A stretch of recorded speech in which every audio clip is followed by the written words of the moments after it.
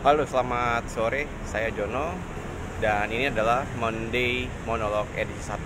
Jadi setiap Senin saya akan posting di mana saya akan berbicara tentang berbagai topik yang saya sukai, yang relate dengan kehidupan ataupun lingkungan saya, yang mungkin juga relate dengan kehidupan dan juga lingkungan teman-teman semua. Sebelumnya saya ucapkan terima kasih buat viewers dan juga followers Instagram ini. Jangan lupa untuk memberikan like dan juga komen pada video ini. Oke, jadi pada edisi kali ini saya ingin share atau berbicara tentang kenapa sih di postingan-postingan belakangan ini saya sering posting terkait dengan workout ataupun olahraga.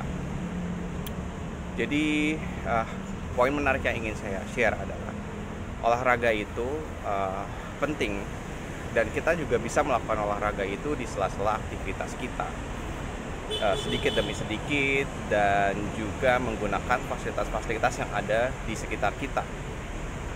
Olahraga itu penting karena dengan olahraga kita bisa menjadi sehat dan kita bisa, insya Allah bisa berumur panjang, dan di hari tua kita bisa menikmati waktu bersama orang-orang yang kita cintai dan juga kita kasihi. Tapi sayangnya sebagian orang menganggap olahraga itu memerlukan banyak biaya. Mungkin pertama biaya. Contohnya ya, misalkan perlu ada biaya untuk misalkan gym, dia harus mendaftar gym, kemudian fasilitas peralatan juga diperlukan gitu. Dan selain biaya juga ada waktu yang tentu perlu dialokasikan secara khusus. Nah, itu salah satu faktor yang membuat olahraga itu sulit. Nah, mungkin yang diantara waktu dan juga biaya, waktu itu yang paling sulit ya, apalagi buat teman-teman yang mungkin sekarang posisinya di kantor itu sudah cukup strategis. Dengan posisi strategis, waktu itu sangat sulit untuk dialokasikan.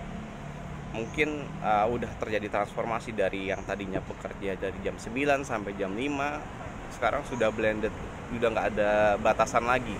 Bahkan dari di rumah kita masih mengurusi urusan pekerjaan.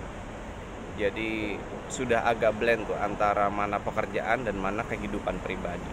Nah, kalau misalkan pekerjaan dan kehidupan pribadi aja sudah sulit untuk dipisahkan, bagaimana untuk olahraga gitu. Jadi itu membuat sulit lagi orang untuk berolahraga. Nah, yang ketiga adalah kan kita sudah tahu ya, kita mungkin sudah mengalami transisi dari yang sebelumnya ada pandemi, kemudian sekarang sudah memasuki fase endemi, kemudian yang tadinya kita WFH, kemudian sebagian buat teman-teman itu melakukan WFO kembali. Nah, di situ dari yang biasanya kita di rumah, makanan terjaga, tidak terpapar oleh lingkungan luar atau orang-orang, banyak orang, tubuh kita jadi terpapar lingkungan luar, dan kita juga mungkin makanannya jadi agak kurang teratur gitu ya. Nah, di situ imun tubuh kita jadi kaget tuh, dari yang sebelumnya di lingkungan yang terkontrol pindah ke lingkungan yang seperti awal ya. Jadi menuntut imun kita juga beradaptasi. Nah, dari kebutuhan itu waktu yang sulit, kemudian biaya yang mungkin agak sulit untuk sulit untuk